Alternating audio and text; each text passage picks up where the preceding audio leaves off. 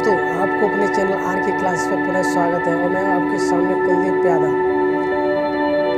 आज आपको बहुत खुशी की बात होगी कि आपके टेट के एग्ज़ाम की डेट भी आ चुकी है। शायद 18 नवंबर या 19 नवंबर के आसपास हो सकता है डेट चेंज भी हल्की हो या ना हो, लेकिन मेरे ख्याल से डेट आपकी चेंज नहीं होगी। तो आपको घबराने की कोई दिक्कत नहीं है।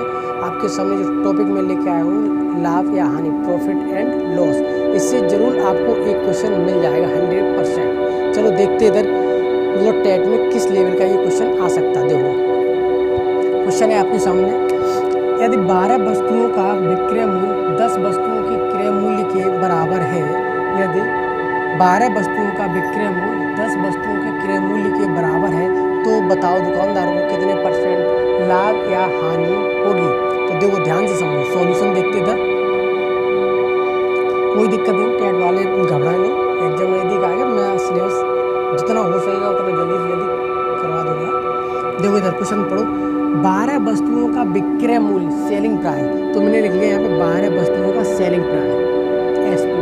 ध्यान से समझना, 12 वस्तुओं का विक्रय मूल्य, तो मैंने लिख लिया 12 वस्तुओं का विक्रय मूल्य 10 वस्तुओं के क्रय मूल्य के बराबर है, तो मैंने लिख लिया भाई 10 वस्तुओं के क्रय मूल्य यानी कि सीपी के बराबर है।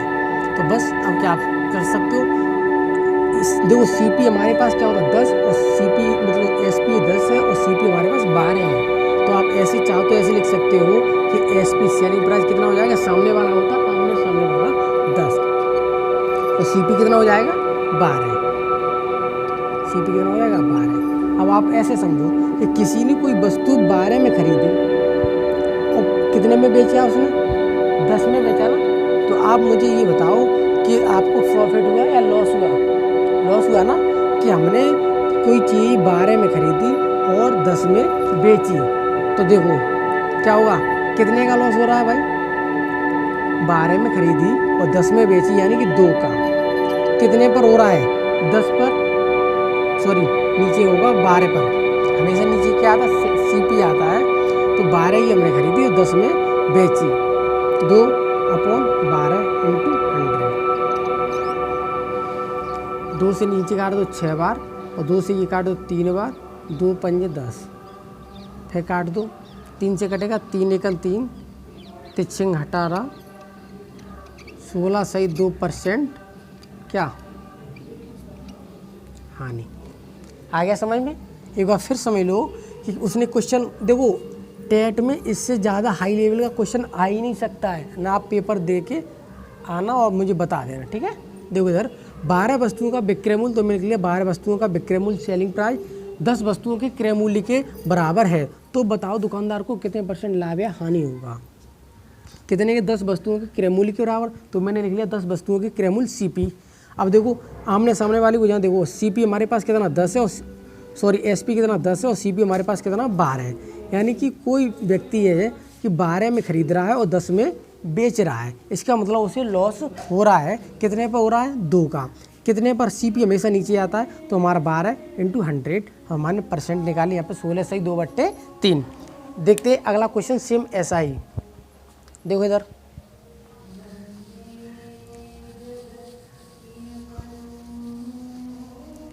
अगर जैसे मैं यहाँ चेंज कर दूँ 12 की जगह यहाँ पे मैं कर देता हूँ 20 और यहाँ कर देता हूँ मैं 15। अब देखो क्वेश्चन आगे, क्वेश्चन आएगा तो इसी टाइप का जरूर क्वेश्चन आएगा, टेट वाले ध्यान रखो। यदि 20 वस्तुओं का विक्रय मूल्य 15 वस्तुओं के क्रय मूल्य के बराबर है, और पुलिस जिनका री एग्जाम है वो भी ध्यान दे इधर। तो देखो 20 वस्तुओं का विक्रय मूल्य, तो मैंने क्या लिख लिया 20 वस्तुओं का विक्रय मूल्य यानी कि सेलिंग प्राइस। ध्यान से समझो, 20 वस्तुओं का विक्रय मूल्य, तो मैंने लिख लिया 20 वस्तुओं का सेलिंग प्राइस, ठीक है, बराबर किसके है 15 वस्तुओं के क्रय मूल्य, तो 15 वस्तुओं के क्रय मूल्य यानी सीपी के। आगे समझिए, और मैंने क्या होता है सेलिंग प्राइस ये होता है सीपी, तो सीपी कितना है 20, तो सीपी लो हमारा आ गया 20, सीपी 20, सेलिंग प्राइस कितना हो गया 15, सॉरी सेलिंग प्राइस कितना हो गया 15। अब देखो समझो, किसी व्यक्ति ने कोई वस्तु 20 में खरीदी 15 में बेच दी, कितने का उसे हुआ हानि, भाई 20 में खरीदी, 15 में बेची, उसे लॉस हुआ कितने का? 5 का। जो लॉस या प्रॉफिट होता वो हमेशा ऊपर लिखते और नीचे हमेशा CP आता 20 इंटू 100। 100 क्यों? क्यों भाई मुझे क्या पूछा है, कितने परसेंट लाभ या हानि। तो 20 से काट दो, 20 पंजे 100, 25%, उसे क्या हुआ? हानि। आ गया। अब जैसे लाभ वाला होगा तो वो क्या करेगा? 15 यहाँ रख देगा, 20 यहाँ पे रख देगा। तो आप क्या करोगे? CP हमारा 15 में हो जाएगा, सेलिंग प्राइस 20 में, तो हमारा क्या हो जाएगा? प्रॉफिट। तो प्रॉफिट हमेशा तब भी ऊपर 5 रहेगा और नीचे हमारा CP आ जाएगा। ठीक है, अब देखते हैं अगला क्वेश्चन। देखिए,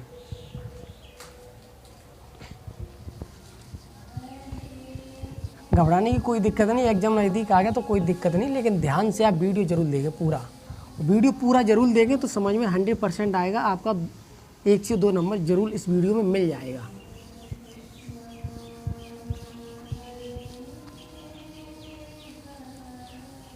और इसमें सिर्फ इम्पोर्टेंट क्वेश्चन ही कराएंगे। अब देखो पहला टाइप हो गया, अब देखो मैं करा रहा हूँ दूसरा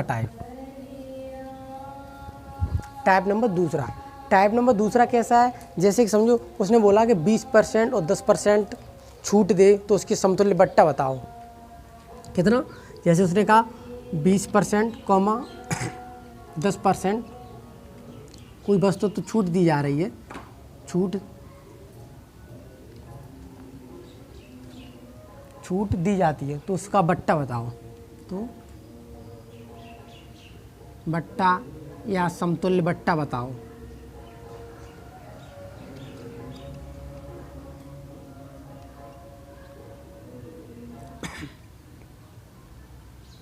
समतुल्य बट्टा बताओ। अब देखो इधर सॉल्यूशन आएगा क्वेश्चन, तो ये भी क्वेश्चन आ सकता है। देखो इधर उसने क्या कहा 20% और 10% की छूट दी जाती है, तो बट्टा या समतुल्य बट्टा बताओ। बस इतना ही है। क्वेश्चन ही पूछेगा, सिर्फ इतना ही नॉर्मल पूछेगा। देखो इधर 20% 10% छूट का मतलब क्या होता है? बट्टा। जैसे मैंने कहा कोई वस्तु 100 की है, 20% छूट दे दी जाए तो वो वस्तु कितने की होगी? 80% की होगी ना, यही तो होता है। अब देखो इधर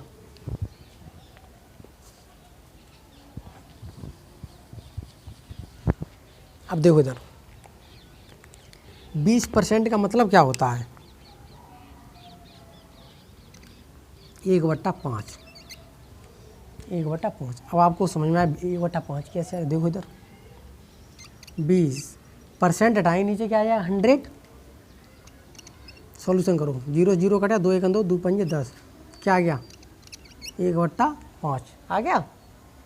तो ये 20% की वैल्यू ऐसी ही आई। ठीक है, अब देखो समझो इसका मतलब क्या होता है। 20% 1/5, कोई वस्तु 5 की थी, एक उसने छूट दे दी तो कितने में बेची उसने? 4 में। अगर मान लो CP उसने 5 की थी और सेलिंग प्राइस उसने 4 में किया, ऐसे समझ लो आप। ठीक है, अगला को 10%, तो 10% यहाँ लिख लेता हूँ। 10% की वैल्यू क्या होती है? 1/10। ऐसे निकाल लेना जैसे मैंने ये बताई। जैसे देखो इधर 10% 100 पे होता है, 0 0 कटेगा, क्या बचेगा? 1/10। 10 में था, एक छूट दी, कितने में बेचा? 9 में।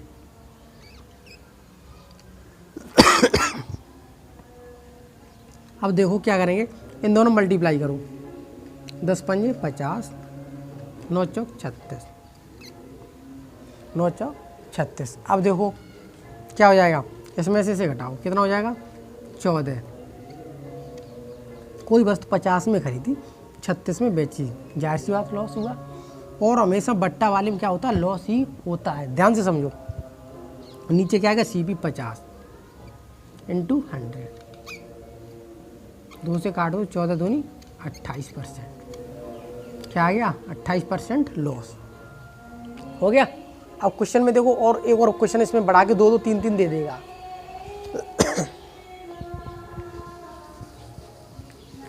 देखो इधर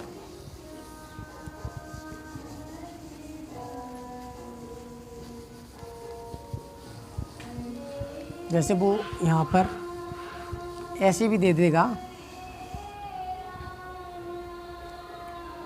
जैसे देखो इधर 11.5%, 12.5%, 14.2/7%, 11.5%, 12.5% और 14.2/7%, और एक और 16.2/3% की छूट दी जाती है। तो बट्टा या वो बताओ, सही नहीं चल रहा क्या? 16.2/3% तो छूट दी जाती है, तो बट्टा या समतुल्य बट्टा उसका बताओ। देखो कैसे करें, एक एक स्टेप लिख लो। 11 सही 1/9, याद कर लेना इसकी रिफ्रैक्शन वैल्यू होती है 1/9। कैसे देखो, 11 निम 99 और 1 100/9। ऊपर से जब परसेंट हटाएंगे तो नीचे क्या आ जाएगा, 100 कट गया, कितना आगे बना पौना है। ऐसे ही आप सारी कर लेना, ठीक है, आगे समझ में। अब देखो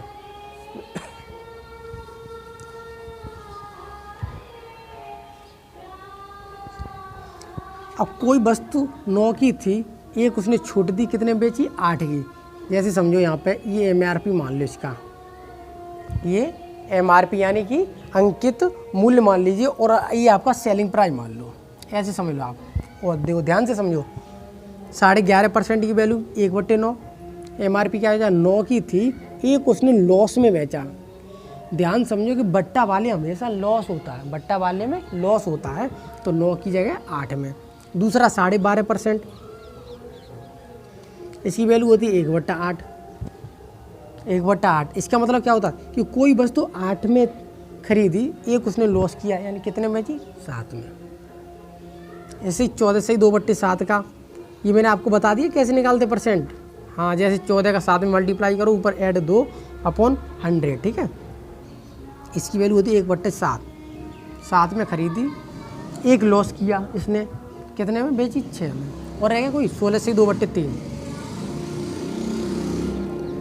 ये बात समझ में आ रही है, मैं बता रहा हूँ कैसे करें। देखो 16 48 और 2 50 हो गया, 16 48 और 2 50/3। परसेंट ऊपर से हटाते तो नीचे क्या आ जाए, 100। काटो, 0 से 0 कट गया, 5 1 5 दूनी 10, 3 दूनी 6, तो 1/6 आ गया।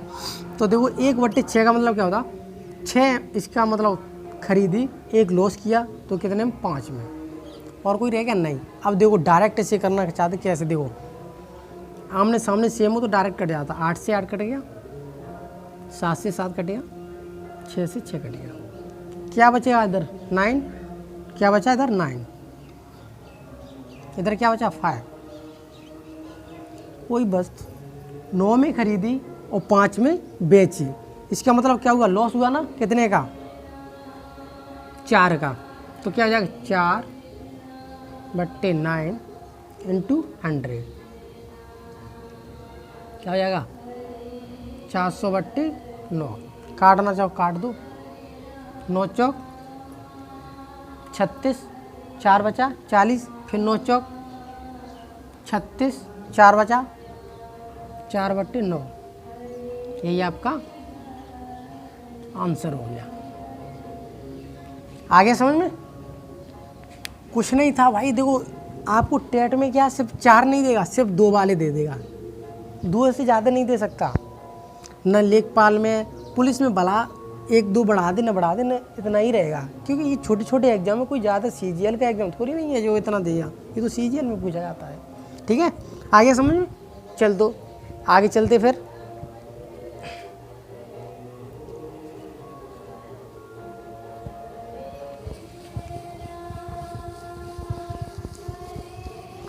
ध्यान से वीडियो समझना, पूरी वीडियो देखिए ना, तो कोई दिक्कत नहीं आपको होगी। ठीक है,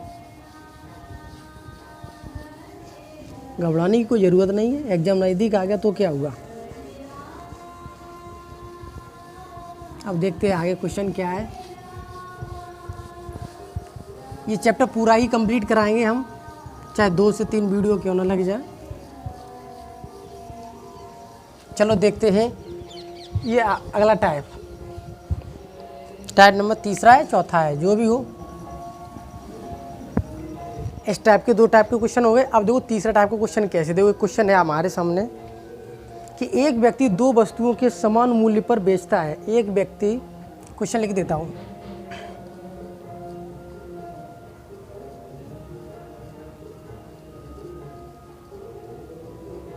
एक व्यक्ति दो वस्तुओं को समान मूल्य पर बेचता है, समान मूल्य पर एक व्यक्ति दो वस्तुओं को समान मूल्य पर बेचता है। आगे क्वेश्चन क्या कह रहा है, बेचता है। तो पहली वस्तु पर 20% की हानि, पहली पर 20% की हानि, जबकि दूसरी वस्तु पर 60% का लाभ मिलता है। कितने का? 60% का लाभ मिलता है। ध्यान से समझो, इस टाइप का क्वेश्चन जरूर मिल जाएगा आपको 100%। देखो, एक व्यक्ति दो वस्तुओं के समान मूल्य पर बेचता है।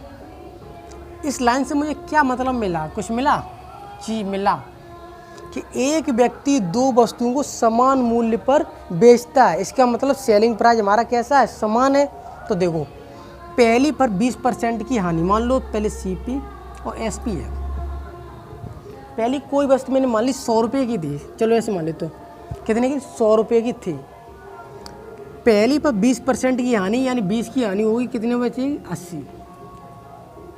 समझ रहे बात को? पहली 100 की थी, 20% की हानि यानी कि 80 हो गया। आगे कह रहा है, जबकि दूसरी वस्तु पर 60% का लाभ मिलता है। सपोज दैट दूसरी वस्तु भी हमने मान ली 100 रुपये की थी, जब इस पर 60% का लाभ मिलेगा तो ये कितने की हो जाएगी? 160 की।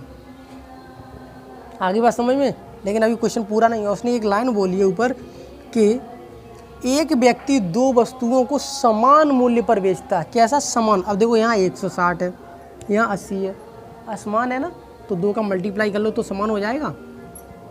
तो दो का इसमें भी मल्टीप्लाई कर लो, कितना होगा? 200 और 100 कितना हो गया? 300। 8 दूनी 16,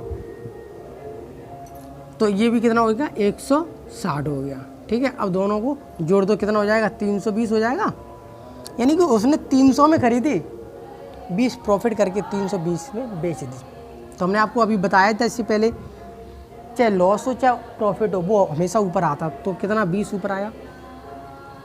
और क्या बताया था? नीचे हमेशा सीफी आएगा। कितना हो जाएगा? 300 इंटू 100, 0 से 0 कट गया। अब भाई 20 में 3 का भाग दो, कितनी बार जाएगा? 6 बार, 6 × 18, 2 बचा, हो गया भाई आंसर। तो इस वीडियो में सिर्फ इतना ही है। अगर आपको वीडियो अच्छी लगे तो लाइक शेयर ज़रूर करें, और जो स्टूडेंट नए जुड़े हैं वो ज़रूर सब्सक्राइब करें। Thank you. आप देख रहे हैं आरके क्लासेस। अगर आपको ये जरा भी वीडियो अच्छी लगी तो हमारे इस चैनल को जरूर सब्सक्राइब कीजिए और हमारी इस वीडियो को जरूर लाइक कीजिए और शेयर भी जरूर करें।